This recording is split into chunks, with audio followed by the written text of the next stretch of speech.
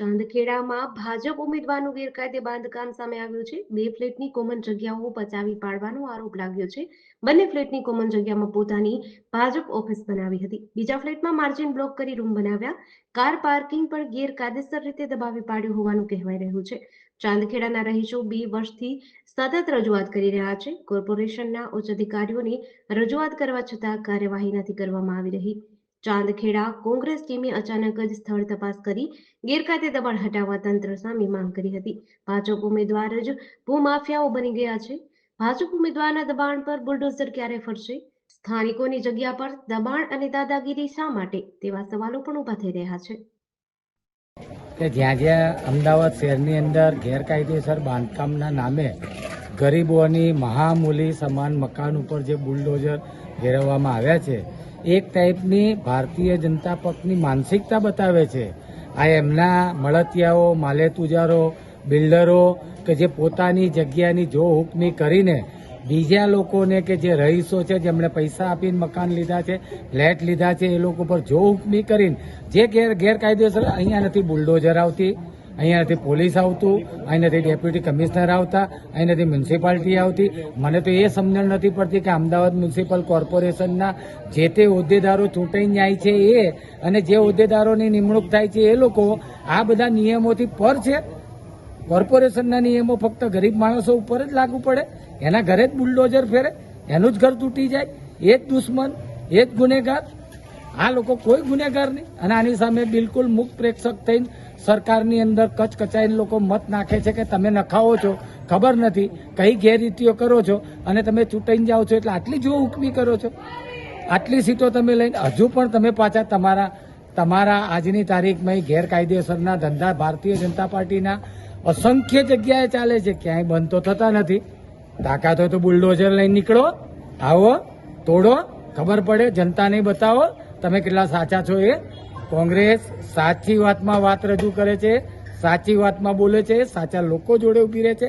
એટલે દલીલ કરીએ છીએ, એટલે અપીલ કરીએ છીએ કે કોંગ્રેસની પેનલ જીતાડો, તમે પણ દુઃખી નહીં થાવ, કોઈ પણ દુઃખી નહીં થાય।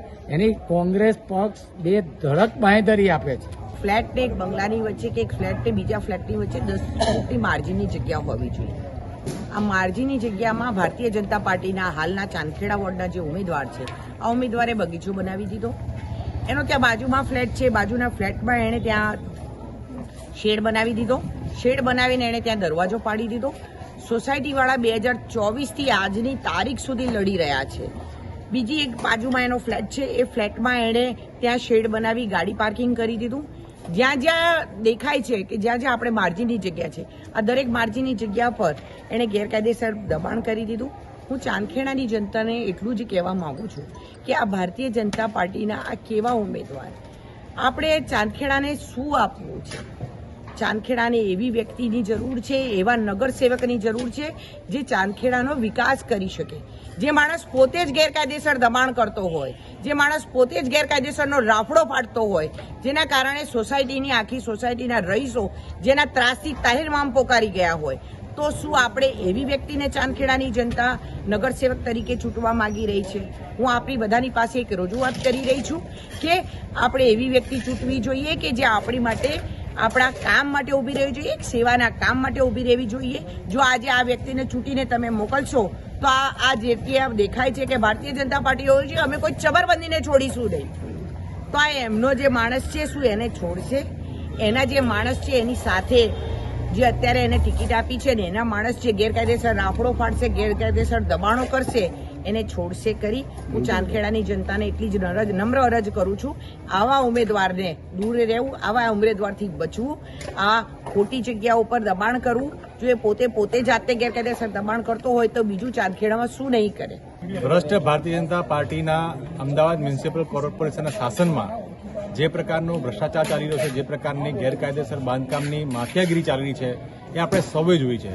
પરંતુ હવે હદ એ થાય છે કે એમના ઉમેદવારશ્રીઓ, પહેલા નેતા આગેવાન તો કરતા હતા, પણ હવે એના ઉમેદવારશ્રીઓ પણ ચાંદખેડાના અમદાવાદના મ્યુનિસિપલ કોર્પોરેશનના ઉમેદવાર એ પણ અત્યારે આ પ્રકારની ગેરકાયદેસર બાંધકામની કામગીરીમાં સંડોવાયેલા છે એવું સ્પષ્ટ દેખાય છે.